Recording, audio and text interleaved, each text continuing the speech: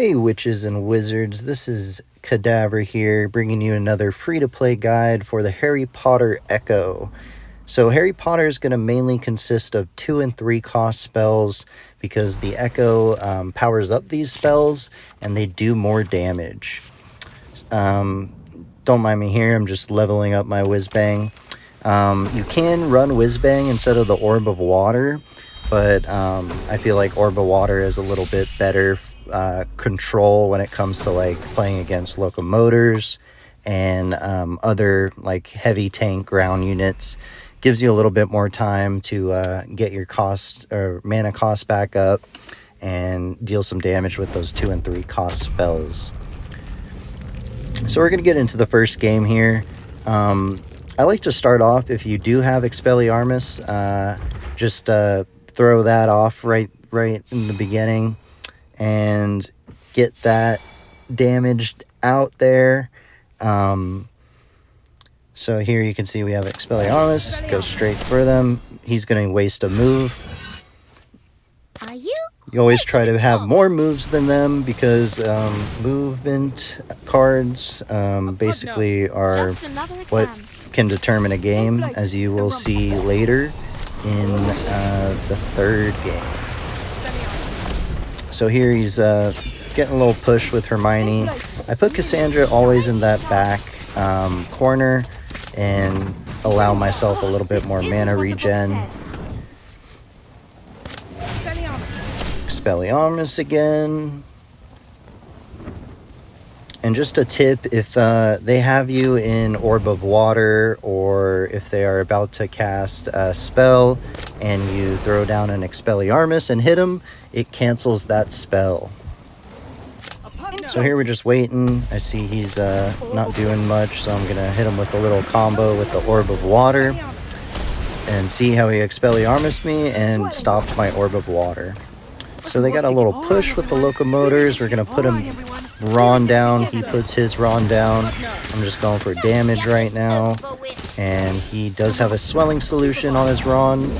And with that Stupefy, you really want to try to do that as much as possible. If you Stupefy a enemy unit into another unit, they take a lot of damage. And that's Harry Potter's like bread and butter. So here, that little rumpus guy is very slow for some reason. So I know I'm not too bothered by him. I missed that spell, but this guy's not really moving too much. So I'm just going to wait until he puts his Locos down again. Hit him into the player.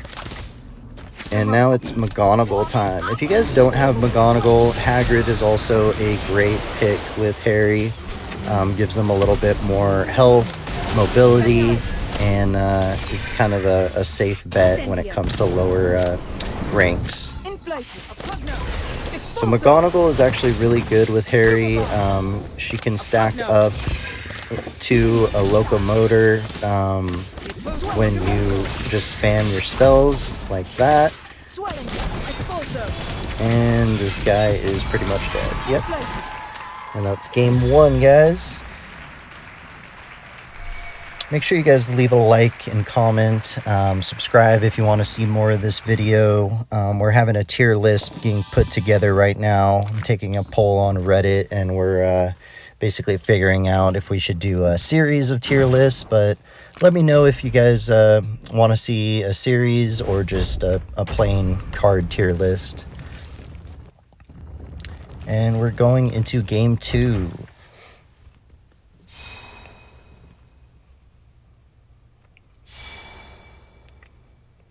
I am seeing a little bit more of Harry Potter being played at higher ELO, or higher, I keep saying ELO, higher ranks.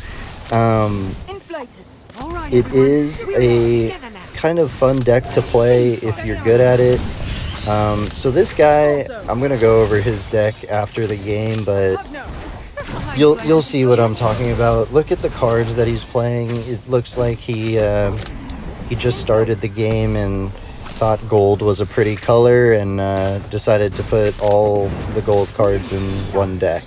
So he's got Fiendfire, Opaleye, LocoMotors, and a couple of other ones, but it's really not recommended to, you know, just put high cost cards in your deck, and you can see why in this game. You don't have a lot of answers when it comes to outplays. You're kind of just banking on whatever your high cards can do, and if they get killed, then you're out of mana and out of luck. So see, he wastes 7 mana right there on a Fiendfire, and Fiendfire, you want to be playing that card with a bunch of smaller summon cards, because every time one of your summon dies, it gets bigger and gets more powerful. So if you're just playing Fiendfire just to play it, it's really kind of a waste. You're not really getting much out of that card, and as you can see, it's already dead. So I am running a little bit lower on movement because he is pushing with all 6 and 7 cards, but I'm doing a good job of kind of just playing it off, waiting for it, and he has Norwegian Ridgeback. So he's got all of the legendary cards, basically just thinking that's the best deck to do, but as you can see, he's kind of getting wrecked right now. And my McGonagall is almost stacked up. I'm trying to just, you know, do low cost spells to get that free LocoMotor, which I do. Throw the Stupefy right into him, and it really hurts. Especially when you know, level it up a little bit. I think mine's at like level 7 or 8, because this is my free-to-play account, but I think on my main account it's level 10, and it does quite a bit of damage.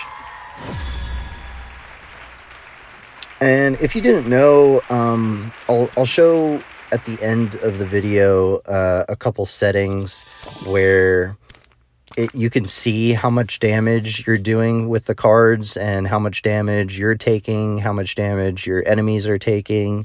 And it really honestly helps, especially in duels, when you guys are trying to figure out how much damage does my cards do, and it could really make or break a game. So here, I believe this is the 3rd game. I lost this game, and I wanted to show you guys one of my losses, because it really goes to show that, and I lost to a silver. and on my main, I'm a Grandmaster, almost Magic Awaken. And even though I am, you know, a really low spell book, and I'm not really leveling up these cards too much, more relying on skill, it just goes to show that, you know, anybody can win, anybody can lose on any given match. Just depends on what cards you got and how you guys play. So I land a nice little balloon guy right there, knock him into the bomb box, kill the bomb box, and just let my Cassandra kill the pixies. And right now I think, oh, this is going to be an easy game. Look at his health, look at mine. And then these LocoMotors come out, and I do a great job of timing that Orb of Water to hit all 3 with the Ron. But he is playing a Haggard deck, so those Locos heal up quite a bit. I do some damage on her because I know that Cassandra's going to be doing work on the Locos. I did miss that balloon spell, and that missing that spell right there lost me the game. And it's crazy how just one misplay can determine a whole game, and you'll see later. So here I wait until he puts his Locos down. I hit him, stupefy him. I have such a great combo, and it's just looking great for me right now. Though he does save his Ivy for my Ron, and that's where it kind of goes downhill. I lose my Cassandra because of the bomb box. I don't have much to do with to kill that. Stupefy him into the Ivy, chunk him down a bit, and I waste some mana on trying to do some damage. He's at 357 health. I'm at 1,000, and right now I still think I'm gonna win this game. But we'll see here. He's at 212. I even stupefy him back. He's at 79, but I am out of moves. And he just barely gets the win with having more summons on the field. So, wanted to show you guys that. I thought it was a great play by him, even though he wasn't really doing much. He was just summoning things. He did a good job of having, you know, more moves than I at the end. And if I had one more move, I could have gotten out of that and killed him, but I misplayed. So, wanted to show you that, just to, you know, show that I'm not winning every single game and just uploading wins. I want to give you guys some teachable moments here. And then this one is pretty much a stomp. You can see at the beginning, but I have, I think, like 400 more health than her. If you are running Dobby, make sure you guys can actually practice and play Dobby. It's a very hard Echo to play at lower ranks. You have to be very conscious of your spells, what you guys are, or not your spells, your rotation, yes, but mainly your movement cards, because I think it's like every 2 movement cards you use, you get to basically teleport for free, and it's kind of hard to keep track of, not gonna lie. But it is a very fun deck to play once you guys are good at it. Some of the top Magic Awakened players play Dobby with Avada, and Avada Kedavra. You know, it's a very niche spell to be running in duels. You have to be on point with your movement, with your rotation, and right now she really can't do anything. So, yep, that's the end of the video, guys. Hope you guys enjoyed. I'm going to be doing one for every Echo coming up here, and I will put the settings on how to do it right now. Peace.